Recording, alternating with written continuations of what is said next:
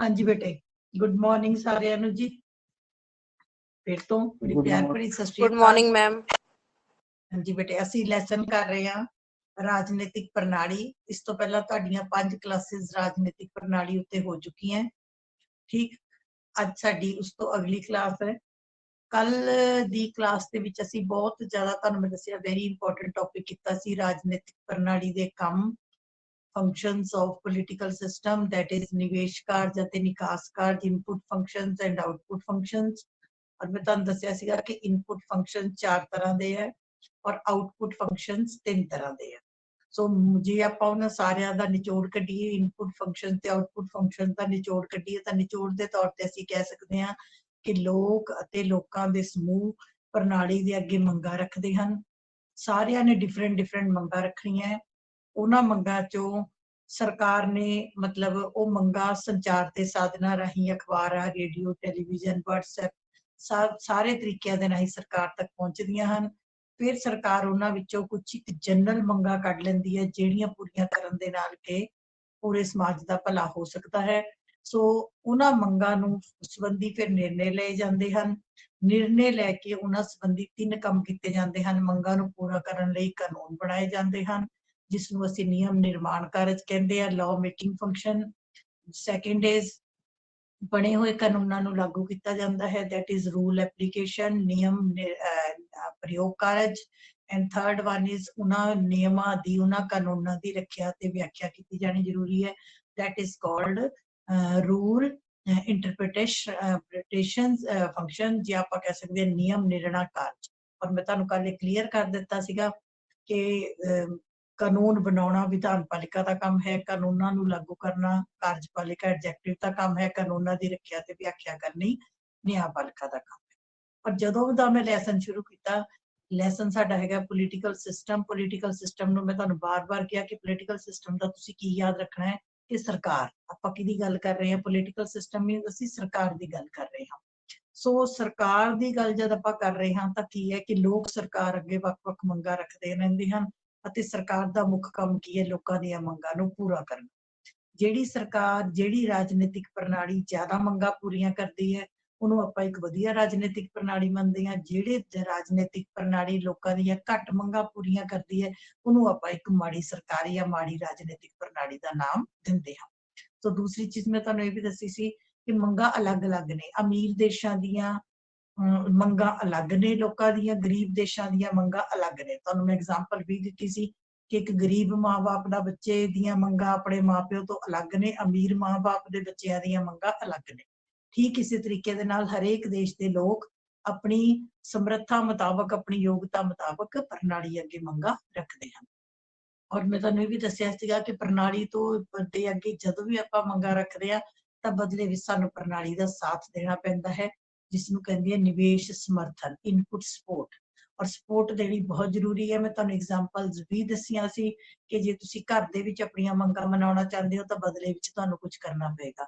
ਜੇ ਤੁਸੀਂ ਸਕੂਲ ਵਿੱਚ ਆਪਣੀਆਂ ਮੰਗਾਂ ਮਨਾਉਣਾ ਚਾਹੁੰਦੇ ਹੋ ਤਾਂ ਬਦਲੇ ਵਿੱਚ ਤੁਹਾਨੂੰ ਕੁਝ ਕਰਨਾ ਪਏਗਾ। ਇਸੇ ਤਰੀਕੇ ਨਾਲ ਜੇ ਆਪਾਂ ਚਾਹੁੰਦੇ ਹਾਂ ਸਾਡੀ ਸਰਕਾਰ, ਸਾਡਾ ਦੇਸ਼ ਸਾਡੀਆਂ ਮੰਗਾਂ ਪੂਰੀਆਂ ਕਰੇ ਤਾਂ ਬਦਲੇ ਵਿੱਚ ਸਾਡੀਆਂ ਵੀ ਕੁਝ ਡਿਊਟੀਆਂ ਬਣਦੀਆਂ, ਸਾਨੂੰ ਵੀ ਉਹ ਸਾਰੀਆਂ ਪਰਫਾਰਮ ਕਰਨੀਆਂ ਪੈਣਗੀਆਂ। ਠੀਕ ਹੈ ਜੀ। ਅੱਜ ਅਸੀਂ ਜਿਹੜਾ ਅਗਲਾ ਟੌਪਿਕ ਕਰਨਾ ਹੈ ਇਹਦੇ ਵਿੱਚ ਉਹ ਅਸੀਂ ਕਰਨਾ ਹੈ ਡੇਵਿਡ ਈਸਟਨ ਦਾ ਮਾਡਲ। ਤੁਸੀਂ ਲਿਖੋ, ਪਹਿਲਾਂ ਲਿਖੋ David Easton the model, model of David Easton, model of David Easton. ਇਹ ਮਾਡਲ ਦਾ ਨਾਮ ਹੈ, ਵੱਡਾ ਸਾਰਾ ਕਰਕੇ ਨਾਮ ਲਿਖੋ, ਕੱਚਾ ਮਾਲ ਮੁੜ ਦੇਣ ਦੀ ਪ੍ਰਕਿਰਿਆ। ਕੱਚਾ ਮਾਲ ਮੁੜ ਦੇਣ ਦੀ ਪ੍ਰਕਿਰਿਆ,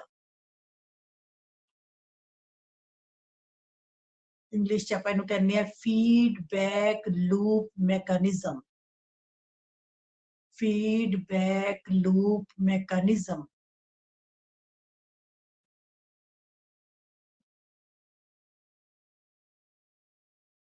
ਪਹਿਲਾਂ ਤਾਂ ਇਹਦੇ ਉੱਤੇ ਉੱਪਰ ਹੀ ਲਿਖ ਲਓ ਕਿ 100 ਵਿੱਚੋਂ 100% ਪੇਪਰ 'ਚ ਛਪਣ ਵਾਲਾ ਕੁਐਸਚਨ ਹੈ। 100 ਚ 100% ਕਹਿ ਰਹੀ ਹੈ, ਮਤਲਬ not important, it is most important question. ਤੁਹਾਨੂੰ 4 ਨੰਬਰ 'ਚ ਆਮ ਤੌਰ ਦੇ ਉੱਤੇ ਆ ਜਾਂਦਾ ਹੈ, 1 ਨੰਬਰ 'ਚ ਵੀ ਆ ਸਕਦਾ, 2 'ਚ ਵੀ ਆ ਸਕਦਾ, ਸ਼ਾਰਟ ਜੇ ਪੁੱਛ ਲਿਆ ਜਾਂਦਾ ਹੈ। ਫੀਡਬੈਕ ਲੂਪ, ਹੁਣ ਇਸ ਤੋਂ ਅੱਗੇ ਪਹਿਲਾਂ ਤੁਸੀਂ ਲਿਖੋ ਕਿ ਡੇਵਿਡ ਈਸਟਨ ਮੰਗਾਂ ਨੂੰ ਕੱਚੇ ਮਾਲ ਦੇ ਸਮਾਨ ਮੰਨਦੇ ਹਨ, ਜਾਂ ਮੰਗਾਂ ਹੁੰਦੀਆਂ ਕੱਚਾ ਮਾਲ ਹੈ।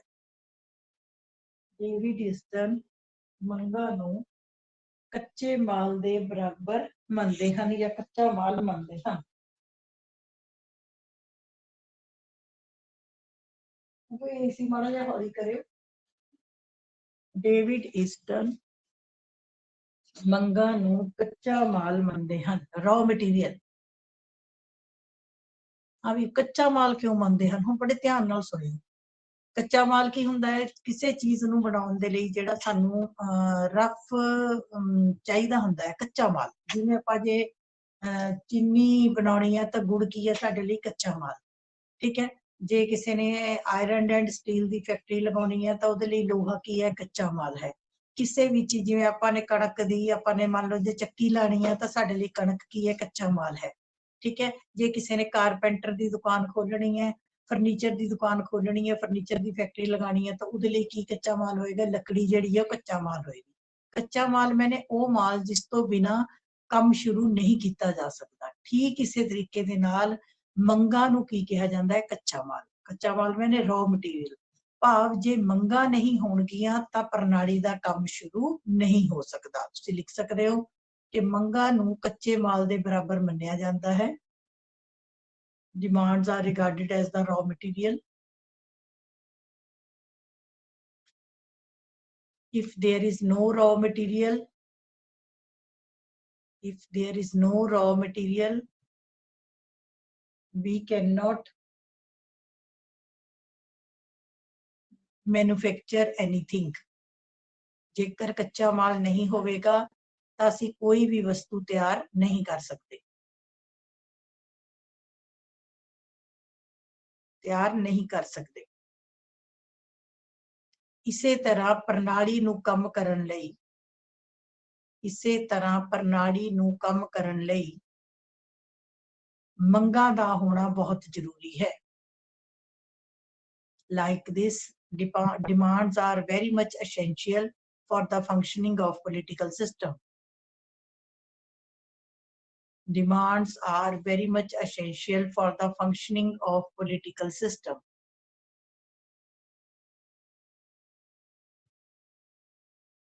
ਜੇ ਮੰਗਾਂ ਨਹੀਂ ਹੋਣਗੀਆਂ ਤਾਂ ਪ੍ਰਣਾਲੀ ਆਪਣਾ ਕੰਮ ਸ਼ੁਰੂ ਨਹੀਂ ਕਰ ਸਕਦੀ।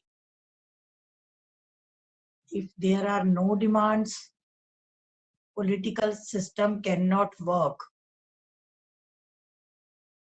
ਕੱਲ ਮੈਂ ਤੁਹਾਨੂੰ ਐਗਜ਼ਾਮਪਲ ਦਿੱਤੀ ਸੀ ਕਿ ਜੇ ਤੁਸੀਂ ਆਪਣੇ ਪੇਰੈਂਟਸ ਨੂੰ, ਫਾਦਰ ਨੂੰ ਕਹਿ ਦਿਓ ਕਿ ਮੇਰੀ ਕੋਈ ਮੰਗ ਹੀ ਨਹੀਂ ਹੈ, ਅਸੀਂ ਤੁਹਾਡੇ ਤੋਂ ਕੁਝ ਵੀ ਨਹੀਂ ਮੰਗਦੇ, ਤਾਂ ਉਹਨਾਂ ਨੂੰ ਕੰਮ ਕਰਨ ਦੀ ਕੋਈ ਲੋੜ ਨਹੀਂ, ਫਿਰ ਉਹ ਵੀ ਆਰਾਮ ਨਾਲ ਘਰੇ ਬਹਿ ਜਾਣਗੇ।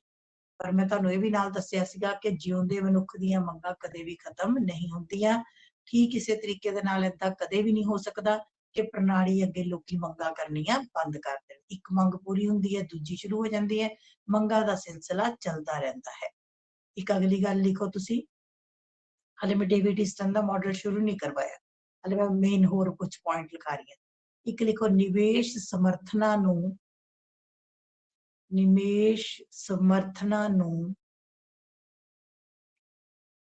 ਚਾਲਕ ਸ਼ਕਤੀਆਂ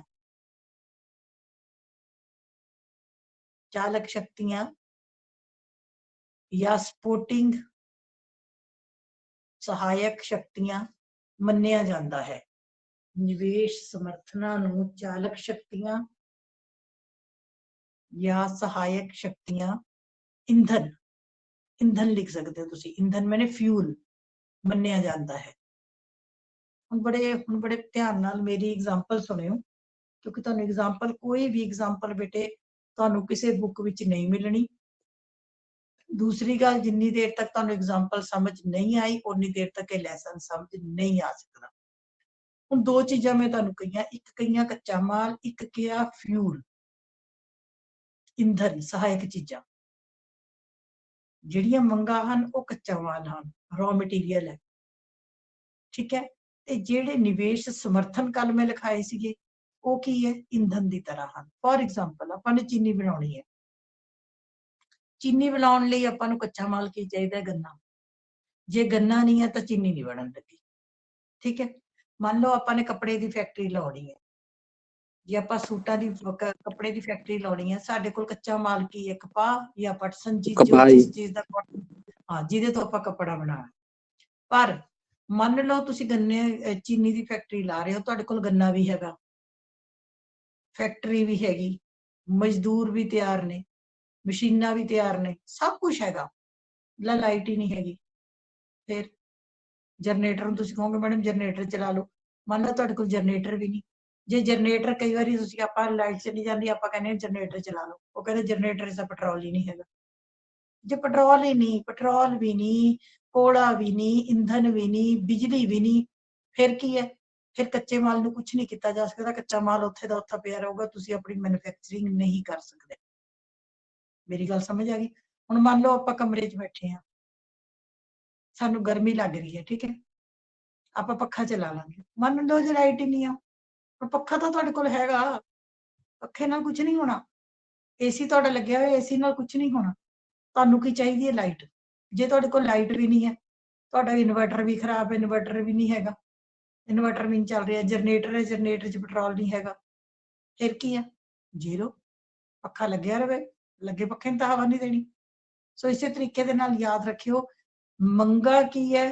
ਕੱਚਾ ਮਾਲ। ਇਹਨੂੰ ਅੰਡਰਲਾਈਨ ਕਰ ਲਓ, ਮੰਗਾ ਕੀ ਹੈ? ਕੱਚਾ ਮਾਲ। ਕੱਚੇ ਮਾਲ ਤੋਂ ਬਿਨਾਂ ਕੰਮ ਸ਼ੁਰੂ ਨਹੀਂ ਹੋ ਸਕਦਾ।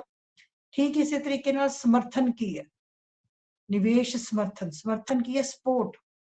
ਸਪੋਰਟ ਕੀ ਹੈ? ਫਿਊਲ ਹੈ, ਇੰਧਨ ਹੈ, ਚਾਲਕ ਸ਼ਕਤੀਆਂ ਨੇ, ਉਹਨਾਂ ਤੋਂ ਬਿਨਾਂ ਵੀ ਕੰਮ ਨਹੀਂ ਕੀਤਾ ਜਾ ਸਕਦਾ। ਮਤਲਬ ਜਿਵੇਂ ਆਪਾਂ ਕਹਿੰਦੇ ਕਿਸੇ ਬੰਦੇ ਨੂੰ ਚਲਾਉਣ ਦੇ ਲਈ ਹੱਲਾਸ਼ੇਰੀ ਦੇਣੀ ਪੈਂਦੀ ਹੈ ਨਾ, ਉਸੇ ਤਰੀਕੇ ਦੇ ਨਾਲ ਚਾਲਕ ਸ਼ਕਤੀਆਂ ਹੁੰਦੀਆਂ। ਹੁਣ ਤੁਸੀਂ ਦੇਖੋ ਕਈ ਵਾਰੀ ਫੈਕਟਰੀਆਂ ਦੇ ਵਿੱਚ ਮਜ਼ਦੂਰਾਂ ਨੂੰ ਤਨਖਾਹ ਮਿਲਦੀ ਰਹਿੰਦੀ ਹੈ, ਪਰ ਵਿੱਚ ਕੀ ਦਿੱਤਾ ਜਾਂਦਾ ਹੈ? ਬੋਨਸ ਦਿੱਤਾ ਜਾਂਦਾ। ਦੀਵਾਲੀ ਆ ਗਈ, ਬੋਨਸ ਦੇਤਾ, ਕੋਈ ਗਿਫਟ ਦੇਤੇ, ਕਿਸੇ ਨੇ ਕੋਈ ਅਚੀਵ ਕੀਤਾ, ਉਹਨੂੰ ਕੁਝ ਗਿਫਟ ਦੇਤਾ, ਠੀਕ ਹੈ। ਉਹ ਚੀਜ਼ ਕੀ ਹੁੰਦੀ ਹੈ? ਉਹ ਇੱਕ ਤਰੀਕੇ ਦੀ ਸਾਨੂੰ ਹੱਲਾਸ਼ੇਰੀ ਦਿੰਦੀ ਹੈ। ਠੀਕ ਇਸੇ ਤਰੀਕੇ ਦੇ ਨਾਲ ਮੈਂ ਤੁਹਾਨੂੰ ਕੱਲ ਦੱਸਿਆ ਕਿ ਜੇ ਅਸੀਂ ਪ੍ਰਣਾਲੀ ਅੱਗੇ ਆਪਣੀਆਂ ਮੰਗਾਂ ਪੂਰੀਆਂ ਕਰਾਉਣੀਆਂ, ਤਾਂ ਸਾਨੂੰ ਪ੍ਰਣਾਲੀ ਨੂੰ ਹੱਲਾਸ਼ੇਰੀ ਦੇਣੀ ਪਏਗੀ, ਸਾਥ ਦੇਣਾ ਪਏਗਾ, ਠੀਕ ਹੈ ਜੀ। ਸੋ ਇਹ ਯਾਦ ਰੱਖਣਾ ਹੈ, ਮੰਗਾਂ ਦੀ ਤੁਲਨਾ ਕਿਹਦੇ ਨਾਲ ਕੀਤੀ ਗਈ ਹੈ? ਕੱਚੇ ਮਾਲ ਦੀ ਤਰ੍ਹਾਂ ਕੀਤੀ ਗਈ ਹੈ।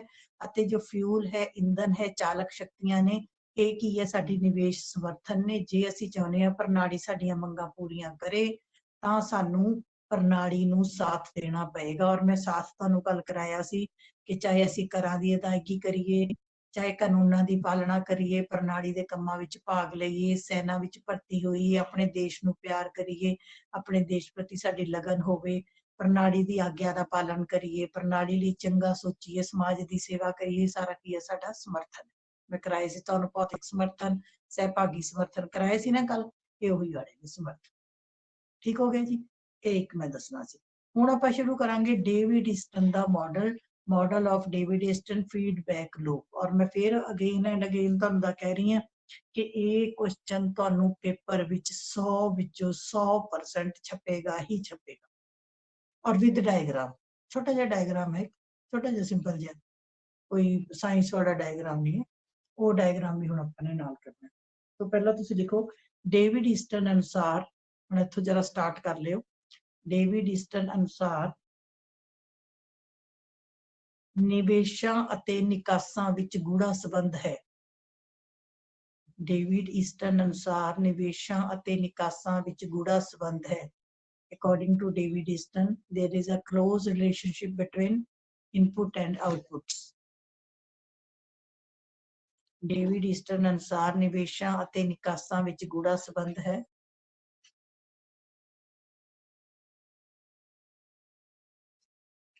ਜਦੋਂ ਪ੍ਰਣਾਲੀ ਲੋਕਾਂ ਦੀਆਂ ਮੰਗਾਂ ਸੰਬੰਧੀ ਨਿਰਣੇ ਲੈਂਦੀ ਹੈ, ਜਦੋਂ ਲਿਖ ਰਹੇ ਹੋ ਤਾਂ ਬੜੇ ਧਿਆਨ ਨਾਲ ਸੁਣ ਕੇ ਲਿਖਿਓ ਮੈਂ ਕੀ ਲਿਖਾ ਰਹੀ ਹਾਂ।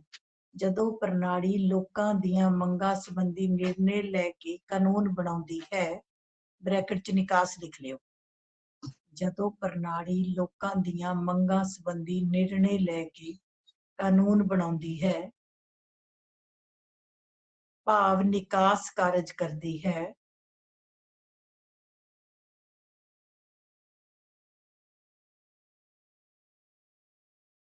ਤਾਂ ਕੁਝ ਮੰਗਾਂ ਤੋਂ ਲੋਕ ਅਸੰਤੁਸ਼ਟ ਹੁੰਦੇ ਹਨ। ਤਾਂ ਕੁਝ ਮੰਗਾਂ ਤੋਂ ਲੋਕ ਅਸੰਤੁਸ਼ਟ ਹੁੰਦੇ ਹਨ ਅਤੇ ਉਹ ਮੰਗਾਂ ਇੱਕ ਵਾਰ ਫੇਰ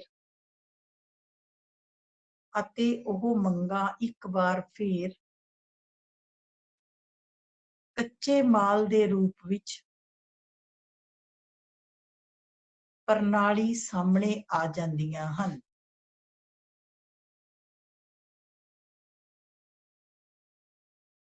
ਮੈਂ ਰਿਪੀਟ ਕਰ ਰਹੀ ਹਾਂ, ਜਰਾ ਥੋੜਾ ਜਿਹਾ ਸਮਝਣ ਦੀ ਕੋਸ਼ਿਸ਼ ਕਰਿਓ।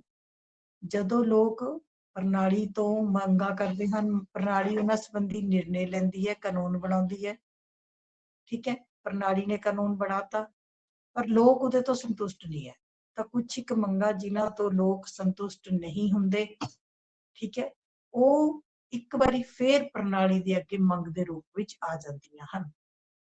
ਇਸ ਪ੍ਰਕਿਰਿਆ ਨੂੰ ਮੁੜ ਕੱਚਾ ਮਾਲ ਮੁੜ ਆਉਣ ਦੀ ਪ੍ਰਕਿਰਿਆ ਕਿਹਾ ਜਾਂਦਾ ਹੈ।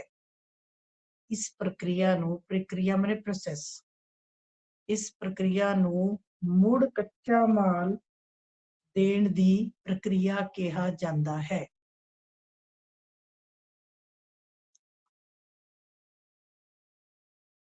ਇੰਗਲਿਸ਼ ਮੀਡੀਅਮ ਵਾਲੇ ਬੱਚਿਆਂ ਕੋਲ ਬੁੱਕਸ ਹੈ, ਪਰ ਮੈਂ ਇੱਕ ਵਾਰੀ ਫਿਰ ਲਿਖਾ ਰਹੀ ਹਾਂ, ਲਿਖ ਲਓ।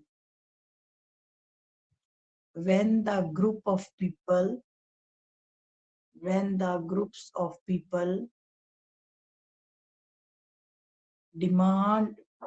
make demands before the political system, बाकी भी लिख लो बेशक, make demands before the political system, the political system take decisions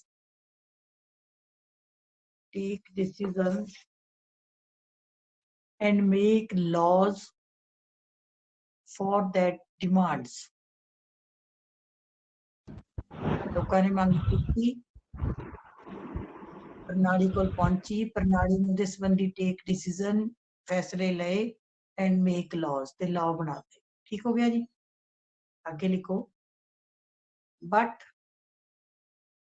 people are not satisfied with some decisions,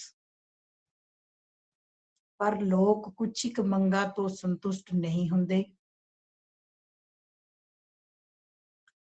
so that decisions again came as demands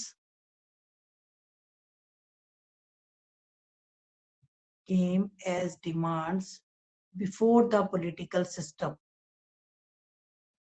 वो decisions came as demands, फिर तो demand बन गईयां, कित्थे पहुंच गईयां? पॉलिटिकल सिस्टम को।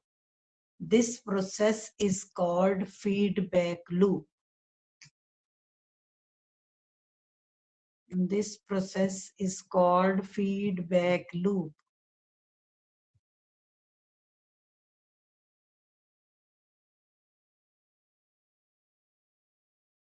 ਹੁਣ ਬੜੇ ਧਿਆਨ ਨਾਲ ਹੁਣ ਤੁਹਾਨੂੰ ਜਿਹੜੇ ਬੁੱਕ ਦੇ ਵਿੱਚੋਂ ਤੁਹਾਨੂੰ ਇੱਕ ਵੀ ਐਗਜ਼ਾਮਪਲ ਨਹੀਂ ਮਿਲਣੀ, ਕਿਸੇ ਵੀ ਲੈਸਨ 'ਚ ਤੁਹਾਨੂੰ ਐਗਜ਼ਾਮਪਲ ਨਹੀਂ ਮਿਲਣੀ।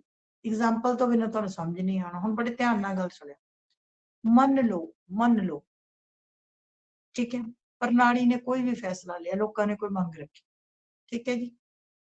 ਮੰਨ ਲਓ ਅਸੀਂ ਬੱਚਿਆਂ ਨੇ ਮੰਗ ਰੱਖਤੀ ਕਿ ਭਾਈ ਹੁਣ ਕਰੋਨਾ ਬਹੁਤ ਫੈਲਿਆ ਹੋਇਆ, ਸਾਡੇ ਪੇਪਰ ਨਾ ਲਏ ਜਾਣ, ਠੀਕ ਹੈ, ਸਰਕਾਰ ਸਾਨੂੰ ਐਵੇਂ ਪਾਸ ਕਰੇ। ਲੋਕਾਂ ਨੇ ਮੰਗ ਰੱਖਤੀ, ਬੱਚਿਆਂ ਨੇ ਮੰਗ ਰੱਖਤੀ। ਉਸ ਮੰਗ ਸੰਬੰਧੀ ਮੰਨ ਲਓ ਸਰਕਾਰ ਨੇ ਫੈਸਲਾ ਕੀਤਾ, ਕੁਛ ਤਾਂ ਸਰਕਾਰ ਕਰੂਗੀ ਨਾ ਜੇ ਪੇਪਰ ਨਹੀਂ ਲੈਣੇ। ਫੈਸਲਾ ਕੀਤਾ ਕਿ ਇੰਜ ਕਰੋ, ਬੱਚਿਆਂ ਦੇ ਲਈ ਪ੍ਰੀ ਬੋਰਡ ਦੇ ਪੇਪਰ ਲਏ ਹੋਏ ਆ, ਉਹਦੇ ਨੰਬਰ ਲਾ ਦਿਓ, ਠੀਕ ਹੈ ਜੀ। ਲੋਕਾਂ ਨੇ ਡਿਮਾਂਡ ਰੱਖੀ, ਵਿਦਿਆਰਥੀਆਂ ਨੇ, ਸਰਕਾਰ ਨੇ ਫੈਸਲਾ ਲੈ ਲਿਆ। ਵਿਦਿਆਰਥੀ ਇਸ ਫੈਸਲੇ ਤੋਂ ਖੁਸ਼ ਨਹੀਂ ਹੈ, ਉਹ ਕਹਿੰਦੇ ਲੈ ਪ੍ਰੀ ਬੋਰਡ 'ਚ ਤਾਂ ਸਾਡੇ ਨੰਬਰ ਹੀ ਬੜੇ ਘੱਟ ਸੀ, ਪ੍ਰੀ ਬੋਰਡ ਬਾਰੇ ਸਾਨੂੰ ਕਿਹੜਾ ਪਤਾ ਸੀਗਾ ਵੀ ਇਹ ਪੱਕੇ ਪੇਪਰ ਹੈ, ਪ੍ਰੀ ਬੋਰਡ ਤਾਂ ਅਸੀਂ ਐਵੇਂ ਦਿੱਤੇ ਸੀ, ਅੱਧੇ ਨਿਆਣਿਆਂ ਨੇ ਦਿੱਤੇ ਨਹੀਂ ਸੀ। ਉਹ ਕਹਿੰਦੇ ਨਾ ਆਹ ਕੋਈ ਗੱਲ ਨਹੀਂ ਹੈ ਜੀ, ਪ੍ਰੀ ਬੋਰਡ ਵਾਲੇ ਪੇਪਰ ਨਹੀਂ। ਲੋਕ ਵਿਦਿਆਰਥੀ ਉਸ ਮੰਗ ਤੋਂ ਅਸੰਤੁਸ਼ਟ ਹੋ ਗਏ, ਠੀਕ ਹੈ, ਪ੍ਰਣਾਲੀ ਨੇ ਫੈਸਲਾ ਲੈ ਲਿਆ ਸੀ, ਬਟ ਲੋਕ ਅਸੰਤੁਸ਼ਟ ਹੋ ਗਏ। ਇੱਕ ਵਾਰੀ ਫੇਰ ਉਹ ਮੰਗ ਬਣ ਕੇ ਕਿੱਥੇ ਪਹੁੰਚ ਗਈ? ਪ੍ਰਣਾਲੀ ਕੋਲ ਵੀ। ਨਾ ਆ ਤਾਂ ਬਿਲਕੁਲ ਵੀ ਨਹੀਂ, ਇਹਦੇ ਨਾਲ ਅਸੀਂ ਖੁਸ਼ ਨਹੀਂ ਹੈ, ਇਹਦਾ ਕੋਈ ਹੋਰ ਹੱਲ ਕੱਢੋ। ਬੜੀ ਵਾਰੀ ਏਦਾਂ ਹੁੰਦਾ ਹੈ, ਮੰਨ ਲਓ ਕਿਸੇ ਨੇ ਫੈਕਟਰੀ ਦੇ ਮਾਲਕ ਕੋਈ ਹੈਗਾ ਸਰਕਾਰੀ ਮੁਲਾਜ਼ਮ ਨੇ, ਉਹਨਾਂ ਨੇ ਸਰਕਾਰ ਨੂੰ ਕਿਹਾ ਵੀ ਸਾਨੂੰ 30% ਸਾਡੀ ਤਨਖਾਹ ਵਧਾਈ ਜਾਵੇ ਇਸ ਵਾਰੀ, ਇੰਨੇ ਸਾਲ ਹੋ ਗਏ, ਸਾਡੀ 30% ਤਨਖਾਹ ਵਧਾਈ ਜਾਵੇ। ਮੰਨ ਲਓ ਲੋਕਾਂ ਨੇ ਮੰਗ ਰੱਖੀ, ਪ੍ਰਣਾਲੀ ਨੇ ਕੀ ਕੀਤਾ, 15% ਵਧਾਤੀ ਜਾਂ 10% ਵਧਾਤੀ, ਫੈਸਲਾ ਲੈ ਲਿਆ, ਕਾਨੂੰਨ ਬਣਾਤਾ। ਲੋਕੀ ਕਹਿੰਦੇ ਆ ਕੀ ਹੈ, ਇਹਦੇ ਨਾਲ ਤਾਂ ਨਾ ਹੀ ਵਧਾਉਂਦੇ। ਉਹ ਕਹਿੰਦੇ ਸਾਨੂੰ ਨਹੀਂ ਮਨਜ਼ੂਰ, ਸਾਨੂੰ ਬਿਲਕੁਲ ਨਹੀਂ ਮਨਜ਼ੂਰ ਹੈਗੀ, ਆਪਾਂ 10% ਇਹ ਵੀ ਵਾਪਸ ਕਰ ਲਓ ਬੇਸ਼ੱਕ, ਅਸੀਂ ਇਹ ਵੀ ਨਹੀਂ ਲੈਣੀ। ਉਹ ਕੀ ਹੈ, ਪ੍ਰਣਾਲੀ ਦਾ ਫੈਸਲਾ ਹੋਣ ਤੋਂ ਬਾਅਦ ਇੱਕ ਵਾਰੀ ਫੇਰ ਉਹ ਕਿੱਥੇ ਪਹੁੰਚ ਗਈ, ਮੰਗ ਬਣ ਕੇ ਪ੍ਰਣਾਲੀ ਕੋਲ ਵੀ ਵਧਾਣੀ ਹੈ, ਢੰਗ ਨਾਲ ਵਧਾਓ, ਨਹੀਂ ਤਾਂ ਇਹ ਵੀ ਵਾਪਸ ਲੈ। ਯਾਦ ਰੱਖਿਓ, ਜਦੋਂ ਵੀ ਪ੍ਰਣਾਲੀ, ਤੁਸੀਂ ਦੇਖੋ ਆਪਣੇ ਖਾਸ ਤੌਰ ਤੇ ਭਾਰਤ ਵਿੱਚ ਤਾਂ ਇਹ ਜਿਹੀਆਂ ਬੜੀਆਂ ਐਗਜ਼ਾਮਪਲਸ ਨੇ, ਜਦੋਂ ਵੀ ਸਾਡੀ ਸਰਕਾਰ ਕੁਝ ਕਰਦੀ ਹੈ, ਪਹਿਲੀ ਗੱਲ ਤਾਂ ਸਾਨੂੰ ਆਪਣੀ ਸਰਕਾਰ ਤੇ ਵਿਸ਼ਵਾਸ ਹੀ ਨਹੀਂ ਹੈ। ਮੈਂ ਤੁਹਾਨੂੰ ਕੱਲ ਕਰਾਇਆ ਸੀ ਪੋਲੀਟੀਕਲ ਸੋਸ਼ਲਾਈਜੇਸ਼ਨ, ਕਿ ਲੋਕਾਂ ਨੂੰ ਆਪਣੀ ਸਰਕਾਰ ਤੇ ਵਿਸ਼ਵਾਸ ਕਿੰਨਾ ਹੈ। ਮੈਂ ਤੁਹਾਨੂੰ ਕੱਲ ਐਗਜ਼ਾਮਪਲ ਦਿੱਤੀ ਸੀ ਕਿ ਜਾਪਾਨ ਦੀ ਸਰਕਾਰ ਜੇ ਗਲਤ ਕੰਮ ਵੀ ਕੋਈ ਕਰ ਦਵੇ ਤਾਂ ਵੀ ਉੱਥੋਂ ਦੇ ਲੋਕ ਸੋਚਦੇ ਨੇ ਵੀ ਨਹੀਂ ਨਹੀਂ ਸਾਡੀ ਸਰਕਾਰ ਨੇ ਕੀਤਾ ਹੈ, ਕੋਈ ਨਾ ਕੋਈ ਕਾਰਨ ਜ਼ਰੂਰ ਹੋਣਾ, ਇਹ ਗਲਤ ਨਹੀਂ ਕਰ ਸਕਦੇ। ਸਾਡੇ ਦੇਸ਼ 'ਚ ਕੀ ਹੈ, ਅਵਲ ਤਾਂ ਜੋ ਕਰਦੇ ਨੇ ਗਲਤ ਹੀ ਕਰਦੇ ਨੇ, ਦੂਜੀ ਗੱਲ ਜੇ ਕੁਝ ਠੀਕ ਵੀ ਕਰ ਦਿੰਦੇ ਆ ਤਾਂ ਸਾਨੂੰ ਇਹਨਾਂ ਤੇ ਵਿਸ਼ਵਾਸ ਹੀ ਨਹੀਂ ਹੁੰਦਾ। ਅਸੀਂ ਕਹਿੰਦੇ ਹਾਂ ਵੋਟਾਂ ਲੈਣੀਆਂ, ਉਹ ਵੋਟਾਂ ਨੇੜੇ ਆ ਤਾਂ ਕੀਤਾ। ਜੇ ਫਿਰ ਵੀ ਜੇ ਚੰਗਾ ਕੁਝ ਹੋਰ ਕਰ ਦੇਣ ਸਾਨੂੰ ਤਾਂ ਵੀ ਨਹੀਂ ਵਿਸ਼ਵਾਸ, ਅਸੀਂ ਕਹਿੰਦੇ ਲੈ ਜ਼ਰੂਰ ਕੋਈ ਕਾਰਨ ਹੋਣਾ, ਇਹ ਨਾ ਦੇਗੇ। ਇਹ ਬੇਟੇ ਇਹ ਕੀ ਹੈ, ਪੋਲੀਟੀਕਲ ਕਲਚਰ ਹੈ ਜਿਹੜਾ ਮੈਂ ਕੱਲ ਪੁਆਇੰਟ ਕਰਾਇਆ ਸੀ। ਜਦੋਂ ਵੀ ਭਾਰਤ ਦੇ ਵਿੱਚ ਤੁਸੀਂ ਨੋਟ ਕਰੋ ਸਰਕਾਰ ਤੋਂ ਲੋਕ ਕੁਝ ਮੰਗਦੇ ਹਨ, ਹੁਣ ਦੇਖੋ ਸਰਕਾਰ ਨੇ ਕਿਸਾਨਾਂ ਸੰਬੰਧੀ ਨਿਯਮ ਬਣਾਏ, ਠੀਕ ਹੈ, ਕਿਸਾਨਾਂ ਦੇ ਨਿਯਮ ਸਰਕਾਰ ਨੇ ਪਾਸ ਕਰਤੇ, ਕਿਸਾਨਾਂ ਨੇ ਉਹਦਾ ਵਿਰੋਧ ਕੀਤਾ, ਕਿਸਾਨ ਕਹਿੰਦੇ ਵੀ ਆ ਸਾਨੂੰ ਨਿਯਮ ਮਨਜ਼ੂਰ ਹੀ ਨਹੀਂ ਹਨ, ਉਹ ਬੈਠ ਗਏ ਸਾਰੇ ਹੜਤਾਲ ਦੇ ਉੱਤੇ। ਉਸ ਤੋਂ ਬਾਅਦ ਤੁਸੀਂ ਦੇਖੋ ਕਿਸਾਨਾਂ ਦੇ ਲੀਡਰਾਂ ਵਿੱਚ ਤੇ ਸਰਕਾਰ ਵਿੱਚ ਕਿੰਨੀਆਂ ਮੀਟਿੰਗਸ ਹੋ ਚੁੱਕੀਆਂ। ਉਹ ਸਰਕਾਰ ਜੋ ਕਹਿੰਦੇ ਨੇ, ਕੁਛ ਚੀਜ਼ਾਂ ਸਰਕਾਰ ਬਦਲੀ ਜਾਂਦੀ ਵੀ ਚੱਲ ਆਹ ਗਲਤ ਹੈ, ਚਲੋ ਆਹ ਬਦਲ ਦਿੰਦੇ ਆ, ਪਰ ਉਹ ਮੰਨਦੇ ਹੀ ਨਹੀਂ। ਉਹ ਕਹਿੰਦੇ ਨਾ ਅੱਜ ਤਾਂ ਵਾਪਸ ਹੀ ਲਓ। ਸਰਕਾਰ ਫੈਸਲੇ ਲਈ ਜਾ ਰਹੀ ਹੈ ਪਰ ਲੋਕੀ ਉਹਦੇ ਤੋਂ ਸੰਤੁਸ਼ਟ ਨਹੀਂ ਨੇ, ਉਹ ਇੱਕ ਵਾਰੀ ਫਿਰ ਮੰਗ ਬਣ ਕੇ ਪ੍ਰਣਾਲੀ ਦੇ ਸਾਹਮਣੇ ਆ ਰਿਹਾ ਹੈ। This is called feedback loop. ਹੁਣ ਮੰਨ ਲਓ ਤੁਹਾਨੂੰ ਪੇਪਰ 'ਚ ਫੀਡਬੈਕ ਲੂਪ ਆ ਗਿਆ ਤਾਂ ਤੁਸੀਂ ਕੀ ਲਿਖਣਾ ਹੈ, ਕੋਈ ਰੱਟਾ ਨਾ ਮਾਰਨ ਬਹਿ ਜਿਓ, ਰੱਬ ਦਾ ਵਾਸਤਾ ਸਿੱਧਾ ਲਿਖੋ ਕਿ ਲੋਕ ਅਤੇ ਲੋਕਾਂ ਦੇ ਸਮੂਹ ਪ੍ਰਣਾਲੀ ਅੱਗੇ ਮੰਗਾਂ ਰੱਖਦੇ ਹਨ। ਪ੍ਰਣਾਲੀ ਉਹਨਾਂ ਮੰਗਾਂ ਸੰਬੰਧੀ ਫੈਸਲੇ ਲੈ ਕੇ ਕਾਨੂੰਨ ਬਣਾਉਂਦੀ ਹੈ। ਲੋਕਾਂ ਨੂੰ ਜਦੋਂ ਉਹਨਾਂ ਵਿੱਚੋਂ ਕੁਝ ਇੱਕ ਗੱਲਾਂ, ਕੁਝ ਇੱਕ ਕਾਨੂੰਨ, ਕੁਝ ਇੱਕ ਨੀਤੀਆਂ ਪਸੰਦ ਨਹੀਂ ਹੁੰਦੀਆਂ, ਲੋਕ ਸੰਤੁਸ਼ਟ ਨਹੀਂ ਹੁੰਦੇ, ਤਾਂ ਉਹ ਇੱਕ ਵਾਰੀ ਫੇਰ ਮੰਗ ਬਣ ਕੇ ਪ੍ਰਣਾਲੀ ਦੇ ਸਾਹਮਣੇ ਆ ਜਾਂਦੀ ਹੈ। ਇਹਦਾ ਮਤਲਬ ਕੱਚਾ ਮਾਲ ਮੰਗਾ ਕਿਸੇ ਕੱਚਾ माल मूल प्रक्रिया में, कच्चा माल एक बारी फिर मंग प्रणाली को ला गई। This process is called feedback loop according to David Easton.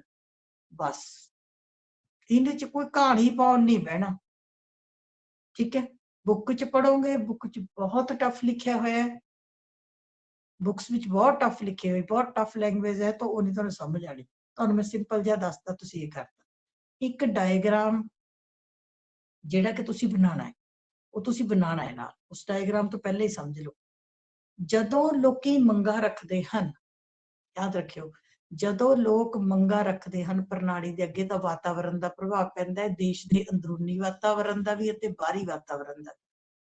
ਤੇ ਜਦੋਂ ਪ੍ਰਣਾਲੀ ਫੈਸਲੇ ਲੈਂਦੀ ਹੈ ਤਾਂ ਵੀ ਪ੍ਰਣਾਲੀ ਦੇ ਉੱਤੇ ਦੇਸ਼ ਦੇ ਅੰਦਰੂਨੀ ਵਾਤਾਵਰਣ ਦਾ ਪ੍ਰਭਾਵ ਵੀ ਪੈਂਦਾ ਹੈ ਅਤੇ ਬਾਹਰੀ ਵਾਤਾਵਰਣ ਦਾ। ਮੈਂ ਕੱਲ ਤੁਹਾਨੂੰ ਐਗਜ਼ਾਮਪਲਸ ਦਿੱਤੀਆਂ ਸੀ, ਮੈਂ ਹਰ ਇੱਕ ਪੁਆਇੰਟ ਦੇ ਉੱਤੇ ਤੁਹਾਨੂੰ 10-10 ਐਗਜ਼ਾਮਪਲ ਦਿੰਨੀ ਹੈ ਕਿ ਮੰਨ ਲਓ ਭਾਰਤ ਸਰਕਾਰ ਨੇ 30 ਅਰਬ ਰੁਪਈਆ ਇੱਕ ਪ੍ਰੋਜੈਕਟ ਤੇ ਲਾਉਣ ਨੂੰ ਰੱਖਿਆ ਹੋਇਆ, ਉਹ ਰੱਖਿਆ ਹੋਇਆ, ਉਧਰੋਂ ਕਰੋਨਾ ਫੈਲ ਗਿਆ, ਫਿਰ ਕੀ ਸੀ, ਖਰਚਾ ਸਾਰਾ ਕਿੱਧਰ ਚਲਾ ਗਿਆ, ਕਰੋਨੇ ਵੱਲ। ਮੈਂ ਤੁਹਾਨੂੰ ਐਗਜ਼ਾਮਪਲ ਦਿੱਤੀ ਸੀ ਕਿ ਮੰਨ ਲਓ ਤੁਹਾਨੂੰ ਤੁਹਾਡੇ ਫਾਦਰ ਨੇ ਕਿਹਾ ਵੀ ਇਸ ਮਹੀਨੇ ਤੁਹਾਨੂੰ ਮੈਂ ਮੋਟਰਸਾਈਕਲ ਲੈ ਕੇ ਦੇਣਾ ਹੀ ਦੇਣਾ, ਤੁਹਾਡੀ ਪੂਰੀ ਤਿਆਰੀ ਹੈ ਮੋਟਰਸਾਈਕਲ ਲੈਣ ਦੀ, ਰੱਬ ਨਾ ਕਰੇ ਘਰ 'ਚ ਕਿਸੇ ਦਾ ਐਕਸੀਡੈਂਟ ਹੋ ਗਿਆ, ਤੁਹਾਡਾ ਮੋਟਰਸਾਈਕਲ ਦਾ ਪੈਸਾ ਕਿੱਥੇ ਲੱਗ ਗਿਆ, ਐਕਸੀਡੈਂਟ ਤੇ। ਵਾਤਾਵਰਣ ਦਾ ਪ੍ਰਭਾਵ ਪੈਂਦਾ ਹੀ ਪੈਂਦਾ ਹੈ। ਜਦੋਂ ਲੋਕ ਮੰਗਾਂ ਰੱਖਦੇ ਹਨ ਤਾਂ ਵੀ ਵਾਤਾਵਰਣ ਦਾ ਪ੍ਰਭਾਵ ਪੈਂਦਾ ਹੈ, ਜਦੋਂ ਪ੍ਰਣਾਲੀ ਨਿਰਣੇ ਲੈਂਦੀ ਹੈ ਤਾਂ ਵੀ ਵਾਤਾਵਰਣ ਦਾ ਪ੍ਰਭਾਵ ਪੈਂਦਾ ਹੈ। ਸਮਝ ਆ ਗਈ? ਸੋ ਇਹ ਡੇਵਿਡ ਈਸਟਨ ਦਾ ਮਾਡਲ, ਹੁਣ ਤੁਹਾਡੇ ਚੋਂ ਕੁਛ ਇੱਕ ਬੱਚੇ ਆ ਜਿਨ੍ਹਾਂ ਕੋਲ ਬੁੱਕਸ ਹੈਗੀਆਂ, ਜਿਨ੍ਹਾਂ ਕੋਲ ਨਹੀਂ ਹੈਗੀਆਂ ਮੈਂ ਤੁਹਾਨੂੰ ਇੱਕ ਵਾਰੀ ਇਹ ਚਿੱਤਰ ਦਿਖਾਨੀ ਹੈ। ਇਹ ਜਰਾ ਇਹਨੂੰ ਧਿਆਨ ਨਾਲ, ਇਹਨੂੰ ਜਰਾ ਡਾਇਗਰਾਮ ਨੂੰ ਧਿਆਨ ਨਾਲ ਦੇਖੋ, ਮੈਨੂੰ ਲੱਗਦਾ ਤੁਹਾਨੂੰ ਨਜ਼ਰ ਆ ਰਿਹਾ ਹੋਣਾ। ਠੀਕ ਦਿਖਾ ਰਹੀ ਹਾਂ ਮੈਂ? ਬੜੇ ਧਿਆਨ ਨਾਲ ਦੇਖੋ, ਵਿੱਚ ਕੀ ਹੈ ਪੋਲੀਟਿਕਲ हाँ विच की है पोलिटिकल सिस्टम, इनू डायग्राम नू बना लो। ये हो सकता है मेरे मोबाइल के उत्ते तुहानू उल्टा नजर आवे, ठीक है। ठीक, इधरले पासे की है मंगा, आ देखो मेरा इस हथ है ना, तुहाडा ये हथ है, इधर इधर तुसीं इस पासे लिखना है, इस पासे लिखना है मंगा, ठीक है। मंगा किस तो कीतियां जांदियां? राजनीतिक प्रणाली तो ਜਦੋਂ ਮੰਗਾਂ ਕੀਤੀਆਂ ਜਾਂਦੀਆਂ ਹਨ, ठीक है जी, ਤਾਂ ਕਿਹਦਾ ਪ੍ਰਭਾਵ ਪੈਂਦਾ ਹੈ? ਵਾਤਾਵਰਣ ਦਾ। ਉੱਪਰ ਲਿਖ ਲਓ ਵਾਤਾਵਰਣ, এনवायरमेंट। ਤੁਸੀਂ ਇਸ ਪਾਸੇ ਲਿਖਣਾ ਹੈ ਆਪਣੀ ਵਾਲੀ ਸਾਈਡ, ਪਹਿਲਾਂ ਮੰਗਾਂ ਆਣਗੀਆਂ ਇੱਧਰੋਂ, ਠੀਕ ਹੈ ਜੀ। ਮੰਗਾਂ ਪ੍ਰਣਾਲੀ ਤੋਂ ਆਪਾਂ ਮੰਗਾਂ ਕੀਤੀਆਂ, ਕਾਹਦਾ ਪ੍ਰਭਾਵ ਪਿਆ? ਵਾਤਾਵਰਣ ਦਾ। ਦੂਜੀ ਗੱਲ, ਜਦੋਂ ਆਪਾਂ ਪ੍ਰਣਾਲੀ ਤੋਂ ਮੰਗਾਂ ਕਰਨੀ ਹੈ ਤਾਂ ਸਾਨੂੰ ਕੀ ਦੇਣਾ ਪੈਣਾ? ਪ੍ਰਣਾਲੀ ਨੂੰ ਸਮਰਥਨ ਦੇਣਾ ਪੈਣਾ, ਨਿਵੇਸ਼ ਸਮਰਥਨ, ਸਾਥ ਦੇਣਾ ਪੈਣਾ, ਤਾਂ ਮੰਗਾਂ ਪੂਰੀਆਂ ਹੋਣਗੀਆਂ। ਉਸ ਤੋਂ ਅੱਗੇ ਕੀ ਹੋਇਆ? ਤੁਸੀਂ ਮੰਗਾਂ ਕੀਤੀਆਂ, ਤੁਸੀਂ ਸਾਥ ਦਿੱਤਾ, ਉਸ ਤੋਂ ਬਾਅਦ ਕੀ ਹੈ? ਇਹ ਪ੍ਰਣਾਲੀ ਨੇ ਕੀ ਲੈ ਲਏ? ਨਿਰਣੇ। ਦੂਜੇ ਪਾਸੇ ਲਿਖੋ ਨਿਰਣੇ। ਪ੍ਰਣਾਲੀ ਨੇ ਨਿਰਣੇ ਲਏ, निर्णय लेके प्रणाली ने की बनाते? कानून, नीतियां, कानून ते नीतियां बनातियां। मैं फिर रिपीट कर रही हूँ, ये राजनीतिक प्रणाली है। लोगों ने प्रणाली तो मंगा लईयां, मंगा कीतियां, निवेश समर्थन मैंने समर्थन दिता। जदों प्रणाली अगे मंगा कीतियां, समर्थन दिता, तो लोगों के उत्ते वातावरण का प्रभाव पिया, किहदे ते? मंगा ते। जिद्दां दा देश दे लोग होणगे उद्दां दा वातावरण होएगा, उद्दां दीयां मंगां होणगीआं। उस तो बाद साथ देता, प्रणाली ने तुहाडी मंगां संबंधी की लए? निर्णय। निर्णय लैके की बनाते? कानून। दूजे पासे की आ जाएगा? निर्णय लैके कानून बनाते, ठीक है जी। कानून बनाते, हो गई जी। फिर जदों प्रणाली ने निर्णय लए, कानून बनाए, इत्थे फिर लिखो वातावरण, इत्थे कॉर्नर च फिर पाओ वातावरण, एनवायरमेंट। जदों प्रणाली निर्णय लेगी तां भी वातावरण का प्रभाव पेगा, ठीक है जी। मंगां दे अगे इनपुट, मंगा मैंने इनपुट, निर्णय, पॉलिसीज, फैसले, आउटपुट, ठीक हो गया। मान लो प्रणाली ने निर्णय ले ले, पर प्रणाली के निर्णयों तो लोग संतुष्ट नहीं ने। जे लोग संतुष्ट नहीं है तो वो निर्णय एक बार फिर मंग बन के किदे कोल पहुंच गए? प्रणाली कोल। आ देखो निर्णयों तो बाद एरो तुसी देखो किधर नूं जा रहे हैं? मंगा वाल जा रहे, नजर आ रहे हैं दीपजोत? यस मैम, आ रही थी। नजर आ रहे हैं? हो सकता मेरा हाथ इधरले पासे होवे, क्योंकि मैं तुहानूं शो कर रही हूं, तुसीं देखना। एक पासे पहला, एक पासे मंगा, मंगा दे नाल समर्थन, ब्रैकेट दे उपर कॉर्नर दे विच वातावरण, ये की है साडे इनपुट। उस तो बाद प्रणाली ने लए फैसले, उस तो अगे बनाईयां नीतियां, लॉज, पॉलिसीज, ठीक है जी। फिर प्रभाव किहदा पिया? वातावरण दा, फिर कॉर्नर च वातावरण, दीज आर आउटपुट। जे लोग उन्हां मंगां तो, कुछ मंगां तो संतुष्ट नहीं ने, तो मंग निर्णय एक बार फिर मंग बन के प्रणाली दे अगे आ गई। This process is called feedback loop. आ देख लो, this process is called feedback loop. निर्णयां दा एक बार फिर मंग बन जाना, लिख लो, निर्णयां दा, पॉलिसीज दा एक बार फिर मंग बन जाना, ये फीडबैक लूप कहलाता है। निर्णयां दा एक बार फिर मंग बन जाना फीडबैक लूप कहलाता है, ठीक है जी। Very very very very very very important. कितनी बारी वेरी कहो उन्ना घट है।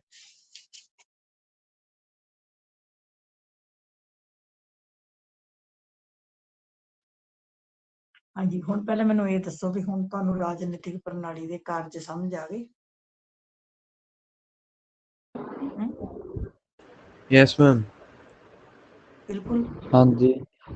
जिन्हां दीयां पिछलियां क्लासेस मिस होईयां, यूट्यूब दे उत्ते तुहाडीआं लाइव क्लासेस पईयां होईयां।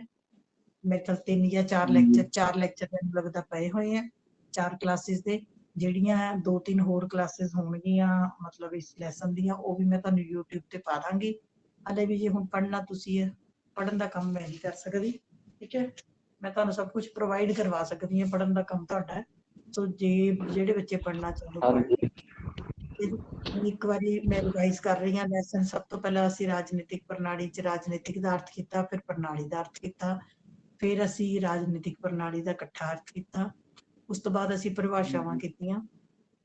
ਠੀਕ ਹੈ, ਫਿਰ ਤੁਹਾਨੂੰ ਮੈਂ ਮੰਗਾਂ ਦੀਆਂ ਕਿਸਮਾਂ ਦੱਸਦੀ ਹਾਂ।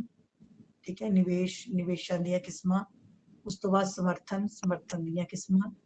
ਠੀਕ, ਉਸ ਤੋਂ ਬਾਅਦ ਤੁਹਾਨੂੰ ਦੱਸਤਾ ਕਿ ਨਿਵੇਸ਼ ਕਿਹਨੂੰ ਕਹਿੰਦੇ ਆ, ਨਿਕਾਸ ਕਿਸ ਨੂੰ ਕਹਿੰਦੇ ਆ। ਜੇ ਤੁਹਾਨੂੰ ਇੱਕ ਨੰਬਰ ਜਾ ਜਾਵੇ ਰਾਜਨੀਤਿਕ ਪ੍ਰਣਾਲੀ ਦਾ ਮੁੱਖ ਕੰਮ ਕੀ ਹੈ, ਤਾਂ ਨਿਵੇਸ਼ਾਂ ਨੂੰ ਨਿਕਾਸਾਂ ਵਿੱਚ ਬਦਲਣਾ ਹੈ। ਇਹ ਵੀ ਤੁਹਾਨੂੰ ਮੈਂ ਕਰਵਾ ਬੈਠੀ ਹਾਂ।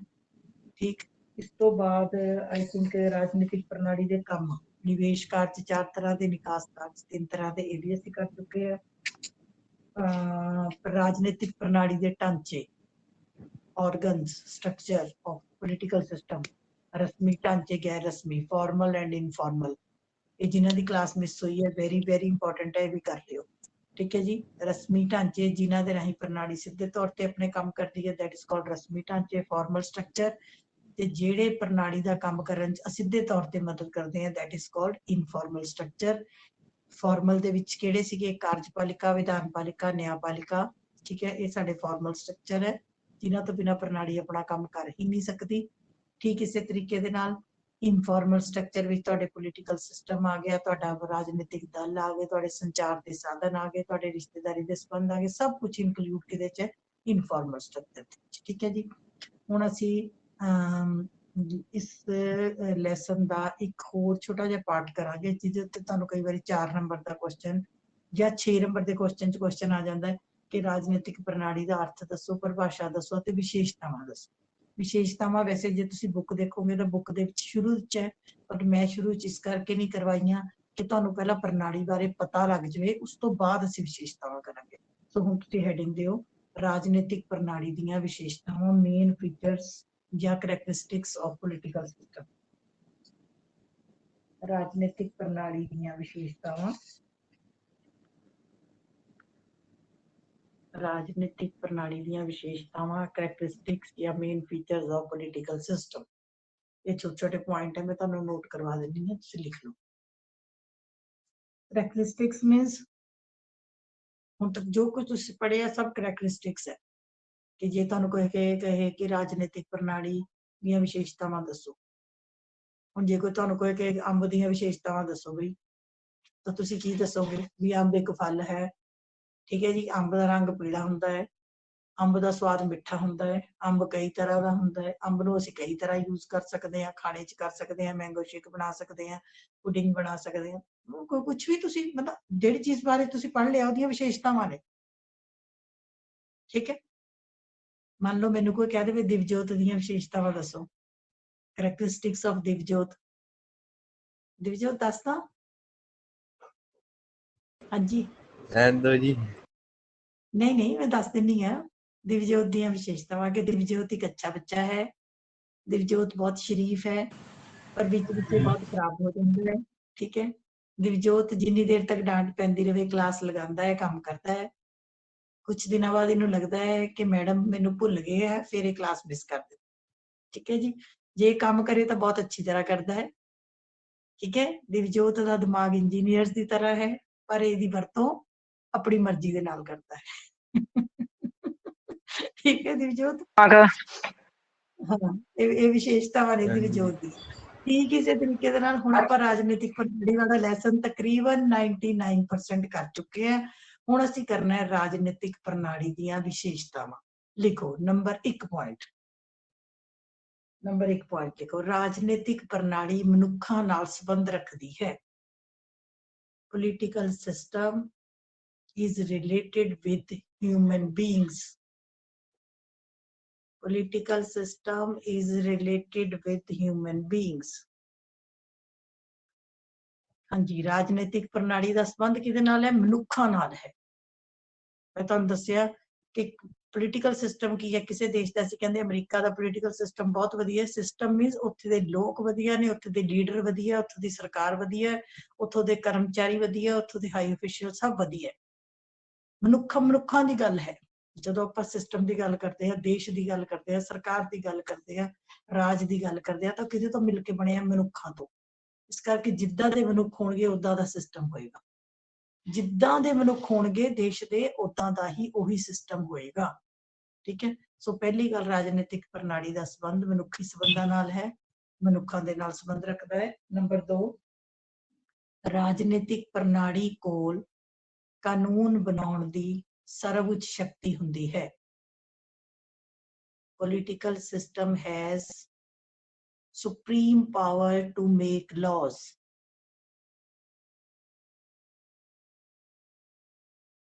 ठीक है जी, ਇਹ ਤੁਸੀਂ ਵਿਸਤਾਰ ਨਾਲ ਵੀ ਲਿਖ ਸਕਦੇ ਹੋ ਕਿ ਕਾਨੂੰਨ ਬਣਾਉਣਾ ਸਿਰਫ ਰਾਜਨੀਤਿਕ ਪ੍ਰਣਾਲੀ ਦਾ ਕੰਮ ਹੈ।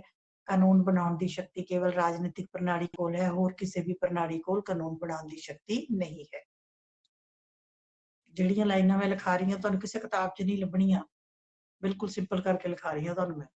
ਨੰਬਰ 3, ਰਾਜਨੀਤਿਕ ਪ੍ਰਣਾਲੀ ਦੇ ਕਾਨੂੰਨ ਉਚਿਤ ਹੁੰਦੇ ਹਨ, ਨਿਯਮਿਤ ਹੁੰਦੇ ਹਨ, ਕਾਨੂੰਨੀ ਹੁੰਦੇ ਹਨ, ਸਹੀ ਹੁੰਦੇ ਹਨ ਅਤੇ ਸਭ ਨੂੰ ਮੰਨਣੇ ਪੈਂਦੇ ਹਨ। The laws of political system are legitimate, legal, beneficial, and everybody has to obey it. Obey the laws. ठीक है जी।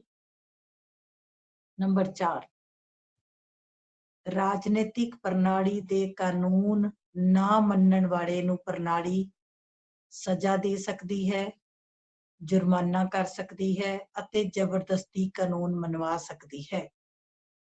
ਰਾਜਨੀਤਿਕ ਪ੍ਰਣਾਲੀ ਦੇ ਕਾਨੂੰਨ ਮੰਨਣੇ ਜ਼ਰੂਰੀ ਹਨ, ਨਾ ਮੰਨਣ ਵਾਲੇ ਨੂੰ ਸਜ਼ਾ ਮਿਲ ਸਕਦੀ ਹੈ, ਜੁਰਮਾਨਾ ਹੋ ਸਕਦਾ ਹੈ,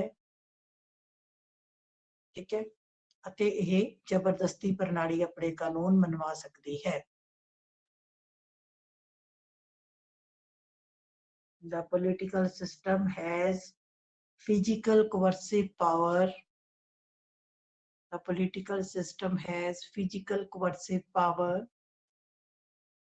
So everybody has to obey the laws of political system.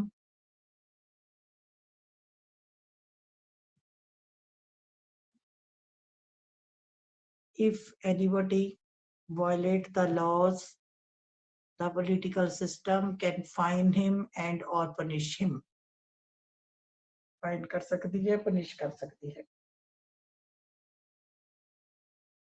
अगला पॉइंट लिखो, हरेक राजनीतिक प्रणाली दो तरह ਦੇ ਕੰਮ ਜ਼ਰੂਰ ਕਰਦੀ ਹੈ। ਹਰੇਕ ਦੇਸ਼ ਦੀ, ਭਾਰਤ ਦੀ ਨਹੀਂ, ਹਰੇਕ ਦੇਸ਼ ਦੀ ਰਾਜਨੀਤਿਕ ਪ੍ਰਣਾਲੀ ਦੋ ਤਰ੍ਹਾਂ ਦੇ ਕੰਮ ਜ਼ਰੂਰ ਕਰਦੀ ਹੈ। ਨਿਵੇਸ਼ਾਂ ਨੂੰ ਨਿਕਾਸਾਂ ਵਿੱਚ ਬਦਲਣਾ।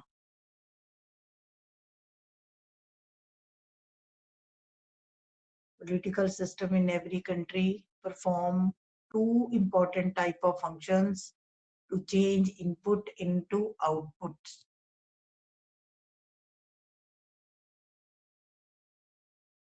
Input in output. ਤੁਹਾਨੂੰ ਇੰਗਲਿਸ਼ ਮੀਡੀਅਮ ਵਾਲੇ ਬੱਚਿਆਂ ਨੂੰ ਕੋਈ ਪ੍ਰੋਬਲਮ ਤਾਂ ਨਹੀਂ ਨਾ ਆ ਰਹੀ? ਨਾ ਜੀ। ਬਸ ਠੀਕ, ਥੋੜੇ ਬਹੁਤੀ ਆਪਣੀ ਬੁੱਕ 'ਚ ਰੀਡ ਕਰ ਲਿਆ ਕਰੋ, ਠੀਕ ਹੈ। ਜੇ ਇੰਨਾ ਵੀ ਕਰ ਲਓਗੇ ਤਾਂ ਵੀ ਮੋਰ ਦੈਨ ਸਫੀਸ਼ੀਐਂਟ ਹੈ। ਅੱਗੇ ਲਿਖੋ, ਰਾਜਨੀਤਿਕ ਪ੍ਰਣਾਲੀ ਦੇ ਸਾਰੇ ਅੰਗ ਆਪਣਾ ਆਪਣਾ ਕੰਮ ਕਰਦੇ ਹਨ ਅਤੇ ਇੱਕ ਦੂਜੇ ਉੱਤੇ ਨਿਰਭਰ ਰਹਿੰਦੇ ਹਨ। ਰਾਜਨੀਤਿਕ ਪ੍ਰਣਾਲੀ ਦੇ ਸਾਰੇ ਕੰਮ ਸਾਰੇ ਅੰਗ ਆਪਣਾ ਆਪਣਾ ਕੰਮ ਕਰਦੇ ਹਨ ਅਤੇ ਇੱਕ ਦੂਜੇ ਉੱਤੇ ਨਿਰਭਰ ਕਰਦੇ ਹਨ। Every organ of political system does its own function and they are interdependent. ਇੱਕ ਦੂਜੇ ਉੱਤੇ ਨਿਰਭਰ ਕਰਦੇ ਹਨ। ਐਗਜ਼ਾਮਪਲ ਪਾ ਸਕਦੇ ਹੋ, ਉਦਾਹਰਨ ਦੇ ਤੌਰ ਤੇ ਵਿਧਾਨਪਾਲਿਕਾ ਕਾਨੂੰਨ ਬਣਾਉਂਦੀ ਹੈ, ਕਾਰਜਪਾਲਿਕਾ ਲਾਗੂ ਕਰਦੀ ਹੈ, ਨਿਆਂਪਾਲਿਕਾ ਨਿਆਂ ਕਰਦੀ ਹੈ।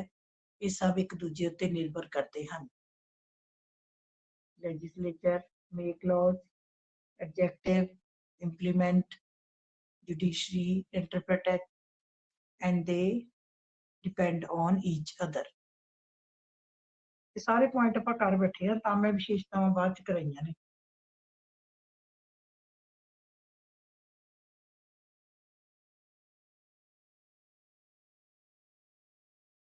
ਅੱਗੇ ਲਿਖੋ, ਹਰੇਕ ਰਾਜਨੀਤਿਕ ਪ੍ਰਣਾਲੀ ਮਿਲੇ ਜੁਲੇ ਸਰੂਪ ਦੀ ਹੁੰਦੀ ਹੈ। ਹਰੇਕ ਰਾਜਨੀਤਿਕ ਪ੍ਰਣਾਲੀ ਮਿਲੇ ਜੁਲੇ ਸਰੂਪ ਦੀ ਹੁੰਦੀ ਹੈ। ਪ੍ਰਣਾਲੀ ਵਿੱਚ ਕੁਝ ਪੁਰਾਣੀਆਂ ਪਰੰਪਰਾਵਾਂ ਵੀ ਹੁੰਦੀਆਂ ਹਨ ਅਤੇ ਕੁਝ ਨਵੀਆਂ ਗੱਲਾਂ ਵੀ ਸ਼ਾਮਲ ਕੀਤੀਆਂ ਜਾਂਦੀਆਂ ਹਨ। ਪ੍ਰਣਾਲੀ ਵਿੱਚ ਕੁਝ ਪੁਰਾਣੀਆਂ ਪਰੰਪਰਾਵਾਂ ਵੀ ਹੁੰਦੀਆਂ ਹਨ ਅਤੇ ਕੁਝ ਨਵੇਂ ਕਾਨੂੰਨ ਜਾਂ ਨਵੀਆਂ ਗੱਲਾਂ ਵੀ ਸ਼ਾਮਲ ਕੀਤੀਆਂ ਜਾਂਦੀਆਂ ਹਨ। ਮਿਕਸਡ ਕਲਚਰ ਹੁੰਦਾ ਹੈ ਪ੍ਰਣਾਲੀ ਦਾ। Every political system has a mixed culture. There are some old customs and traditions. There are some old customs and traditions. And there are new laws and new procedures are also there. ਠੀਕ ਹੈ ਨਾ, ਕੁਝ ਵੀ ਅਸੀਂ ਕਹਿ ਸਕਦੇ ਨਵੀਆਂ ਚੀਜ਼ਾਂ ਵੀ ਹੁੰਦੀਆਂ। ਜਿਵੇਂ ਹੁਣ ਇੰਗਲੈਂਡ ਦਾ ਸਿਸਟਮ ਹੈ। ਇੰਗਲੈਂਡ ਦੇਖੋ ਕਿੰਨਾ ਜ਼ਿਆਦਾ ਡਿਵੈਲਪ ਕੰਟਰੀ ਹੈ, ਪਰ ਇੰਗਲੈਂਡ ਵਿੱਚ ਅੱਜ ਵੀ ਰਾਜਾ ਜਾਂ ਰਾਣੀ ਦੀ ਪੋਸਟ ਹੈ। ਇੰਗਲੈਂਡ ਵਿੱਚ ਅੱਜ ਵੀ ਰਾਣੀ ਹੈ। ਰਾਜਾ ਰਾਣੀ ਕਦੋਂ ਹੁੰਦੇ ਸੀ? ਉਹ ਪੁਰਾਣੇ ਟਾਈਮ ਦੇ ਕੰਮ, ਇੱਕ ਰਾਜਾ ਦਾ ਇੱਕ ਰਾਣੀ ਸੀ, ਉਹ ਪੁਰਾਣੇ ਟਾਈਮ ਦੀਆਂ ਗੱਲਾਂ ਹੈ। ਪਰ ਇੰਗਲੈਂਡ ਦੇ ਵਿੱਚ ਸਭ ਕੁਝ ਨਵਾਂ ਆ ਗਿਆ, ਪਰ ਹਲੇ ਵੀ ਉਹਨਾਂ ਦੇ ਦੇਸ਼ ਵਿੱਚ ਪੋਸਟ ਕਾਹਦੀ ਰੱਖੀ ਹੋਈ ਹੈ? ਉਹਨਾਂ ਨੇ ਰਾਜਾ ਜਾਂ ਰਾਣੀ ਦੀ ਪੋਸਟ ਰੱਖੀ ਹੋਈ ਹੈ। ਹੁਣ ਸਾਡੇ ਦੇਸ਼ ਨੂੰ ਆਜ਼ਾਦ ਹੋਇਆ ਨੂੰ ਕਿੰਨੇ ਦੇਰ ਹੋ ਗਈ? 70 ਸਾਲ ਤੋਂ ਉੱਪਰ ਹੋ ਗਏ, ਪਰ ਅੱਜ ਵੀ ਸਾਡੇ ਦੇਸ਼ ਦੇ ਵਿੱਚ ਅਸੀਂ ਉਹੀ ਸੰਵਿਧਾਨ ਹੈ, ਉਹੀ 26 ਜਨਵਰੀ ਮਨਾਉਂਦੇ ਹਾਂ, ਉਹੀ 15 ਅਗਸਤ ਮਨਾਉਂਦੇ ਹਾਂ, ਉਹੀ ਸਾਡੇ ਸੰਵਿਧਾਨ ਦਾ ਸਟਰਕਚਰ ਹੈ ਜੋ ਉਦੋਂ ਸੀ ਤੇ ਅੱਜ ਵੀ ਚੱਲਿਆ ਆ ਰਿਹਾ ਹੈ। ਸੋ ਸਮੇਂ ਦੇ ਨਾਲ ਨਾਲ ਆਪਾਂ ਕੁਝ ਚੇਂਜਸ ਵੀ ਕਰਦੇ ਰਹਿੰਦੇ ਹਾਂ, ਪਰ ਕੁਝ ਪੁਰਾਣੀਆਂ ਗੱਲਾਂ ਉਸੇ ਤਰੀਕੇ ਨਾਲ ਕਾਇਮ ਹੁੰਦੀਆਂ। ਹਰੇਕ ਰਾਜਨੀਤਿਕ ਪ੍ਰਣਾਲੀ 'ਚ ਨਵੀਆਂ ਗੱਲਾਂ ਵੀ ਹੁੰਦੀਆਂ ਅਤੇ ਪੁਰਾਣੀਆਂ ਗੱਲਾਂ ਵੀ ਸ਼ਾਮਲ ਹੁੰਦੀਆਂ ਹਨ। ਠੀਕ ਹੈ ਜੀ, ਅੱਗੇ ਤੁਸੀਂ ਹੋਰ ਸੌਖਾ ਲਿਖ ਸਕਦੇ ਹੋ।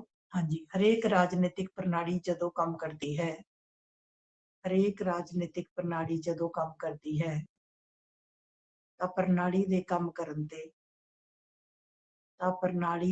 ਕਰਨ ਤੇ ਦੇਸ਼ ਦੇ ਅੰਦਰੂਨੀ ਅਤੇ ਬਾਹਰੀ ਵਾਤਾਵਰਣ ਦਾ ਪ੍ਰਭਾਵ ਪੈਂਦਾ ਹੈ। ਹਰੇਕ ਰਾਜਨੀਤਿਕ ਪ੍ਰਣਾਲੀ ਜਦੋਂ ਕੰਮ ਕਰਦੀ ਹੈ ਤਾਂ ਪ੍ਰਣਾਲੀ ਦੇ ਕੰਮ ਕਰਨ ਤੇ ਦੇਸ਼ ਦੇ ਅੰਦਰੂਨੀ ਅਤੇ ਦੇਸ਼ ਦੇ ਬਾਹਰੀ ਵਾਤਾਵਰਣ ਦਾ ਪ੍ਰਭਾਵ ਪੈਂਦਾ ਹੈ। Every political system when works, the internal and the external environment effect on the political functioning of the political system. Country's internal environment and external environment effects on the functioning of political system.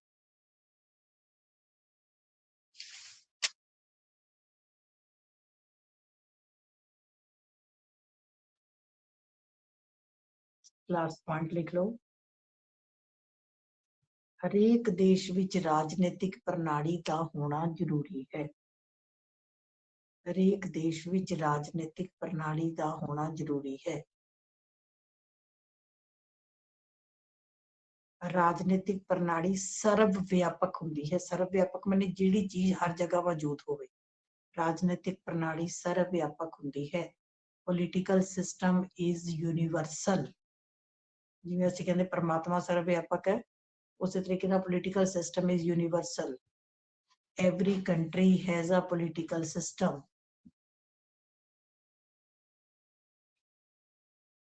ਚਾਹੇ ਦੇਸ਼ ਅਮੀਰ ਹੋਵੇ, ਚਾਹੇ ਗਰੀਬ, ਛੋਟਾ ਹੋਵੇ, ਚਾਹੇ ਵੱਡਾ, ਵਿਕਸਿਤ ਹੋਵੇ, ਚਾਹੇ ਅਵਿਕਸਿਤ, ਉਸ ਦੇਸ਼ ਵਿੱਚ ਰਾਜਨੀਤਿਕ ਪ੍ਰਣਾਲੀ ਜ਼ਰੂਰ ਪਾਈ ਜਾਏਗੀ। Whether the country is rich or poor, developed or backward, small or big, political system must exist there.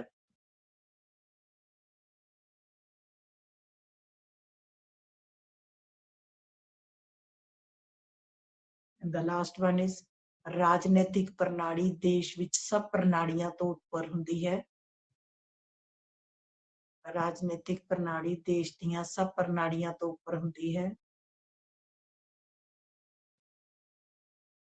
ਦੇਸ਼ ਦੀ ਆਰਥਿਕ, ਸਮਾਜਿਕ, ਧਾਰਮਿਕ, ਵਿਦਿਅਕ, ਦੇਸ਼ ਦੀ ਧਾਰਮਿਕ, ਵਿਦਿਅਕ, ਸਮਾਜਿਕ, ਆਰਥਿਕ ਸਾਰੀਆਂ ਪ੍ਰਣਾਲੀਆਂ ਰਾਜਨੀਤਿਕ ਪ੍ਰਣਾਲੀ ਦੇ ਅਧੀਨ ਕੰਮ ਕਰਦੀਆਂ ਹਨ।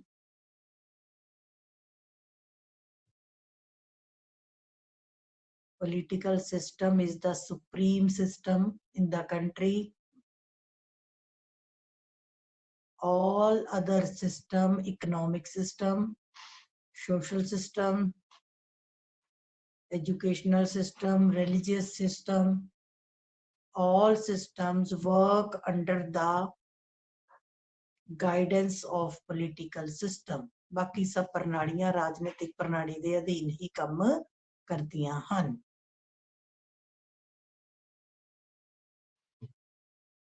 ठीक है जी। These are the features of political system. ਇਹ ਰਾਜਨੀਤਿਕ ਪ੍ਰਣਾਲੀ ਦੀਆਂ ਵਿਸ਼ੇਸ਼ਤਾਵਾਂ ਹਨ। ਸੋ ਤੁਹਾਨੂੰ 6 ਨੰਬਰ ਦੇ ਵਿੱਚ ਕੁਐਸਚਨ ਆ ਸਕਦਾ ਹੈ, ਰਾਜਨੀਤਿਕ ਪ੍ਰਣਾਲੀ ਦਾ ਪਰਿਭਾਸ਼ਾ ਦਿਓ ਅਤੇ ਵਿਸ਼ੇਸ਼ਤਾਵਾਂ ਦਾ ਵਰਣਨ ਕਰੋ। ਰਾਜਨੀਤਿਕ ਪ੍ਰਣਾਲੀ ਦਾ ਅਰਥ ਦੱਸੋ ਅਤੇ ਵਿਸ਼ੇਸ਼ਤਾਵਾਂ। 4 ਨੰਬਰ 'ਚ ਵਿਸ਼ੇਸ਼ਤਾਵਾਂ ਤੁਹਾਨੂੰ ਆ ਹੀ ਸਕਦੀਆਂ। ਸੋ 4 ਵਿਸ਼ੇਸ਼ਤਾਵਾਂ ਵੀ ਪੁੱਛੀਆਂ ਜਾ ਸਕਦੀਆਂ, ਇਕੱਠੀਆਂ ਵੀ ਪੁੱਛੀਆਂ ਜਾ ਸਕਦੀਆਂ। ਆਈ ਥਿੰਕ ਕਿ ਤੁਹਾਨੂੰ ਹੁਣ ਮੈਨੂੰ ਲੱਗਦਾ ਹੈ ਕਿ ਇੰਨਾ ਸਮਝ ਆ ਗਿਆ। ਅੱਜ ਆਪਾਂ ਮੇਨ ਕੀਤਾ ਹੈ ਡੇਵਿਡ ਈਸਟਨ ਦਾ ਮਾਡਲ, ਇੱਕ ਆਪਾਂ ਕੀਤਾ ਹੈ ਮੇਨ ਰਾਜਨੀਤਿਕ ਪ੍ਰਣਾਲੀ ਦੀਆਂ ਵਿਸ਼ੇਸ਼ਤਾਵਾਂ। ਆਈ ਹੋਪ ਕਿ ਇਹ ਲੈਸਨ ਕੱਲ ਦੀ ਲਾਸਟ ਕਲਾਸ ਵਿੱਚ ਖਤਮ ਹੋ ਜਾਏਗਾ। ਮੇਰੇ ਹਿਸਾਬ ਨਾਲ ਕੱਲ ਦੀ ਲਾਸਟ ਕਲਾਸ 'ਚ ਇਹ ਲੈਸਨ ਮੈਂ ਖਤਮ ਕਰ ਦਾਂਗੀ। ਠੀਕ ਹੈ, ਸੋ ਤੁਹਾਡੀਆਂ 7-8 ਕਲਾਸਿਸ ਹੋ ਗਈਆਂ ਇਸ ਲੈਸਨ ਨੂੰ। ਹੁਣ ਚੰਗੀ ਤਰ੍ਹਾਂ ਕਰ ਲਿਓ।